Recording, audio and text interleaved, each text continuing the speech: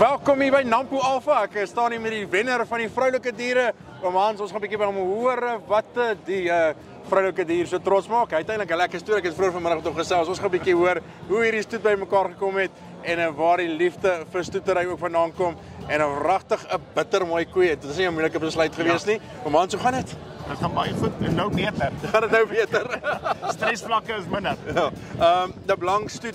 Julle het so 'n mooi storie hoe dit by mekaar gekom het. Julle daarby uitgekom het.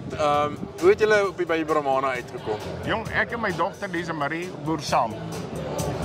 En ons het ek het eers met limousines geboer op haar 21ste, toe wil sy Brahmane hê. Toe koop ons vir haar 3 verse en die verse kalf, dus hulle koetjies en hulle moet weer bil kry en hulle springdraad na die limousines toe. En daar op daai stadium toe baklei ek en Lise Marie oor die Buster Colors en toe sê ons my kind, laat ons maar begin. Ons moet of dit of daai boer. En daar gooi ons 'n coin in die lug. Ek sê, ek skiet, jy kol.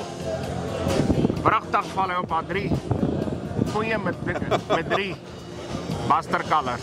Ek moet al my limousines verkoop en so het ons Brahmanstoet begin. 'n pragtige stukkie specimen, so die Engelsman sê wat hulle vandag gebring het, maar as ek kyk dwaarteer van die eieraanhegting, die diepte, as jy kyk hoe diep sy en afgaan, in haar agterkwart is regtig ietsie spesiaals en dan sê jy vir my daar's nog mooier koeie op die plaas. Waar kom hierdie teeling uit wat so goed is? Ek weet dat jou eie teeling, maar waar kom sy vandaan? Dis met hierdie 16 jaar wat ons begin het met Rond en Bond. Hulle ingebring en ons die koeie begin vassteel, die vroulike diere begin vassteel.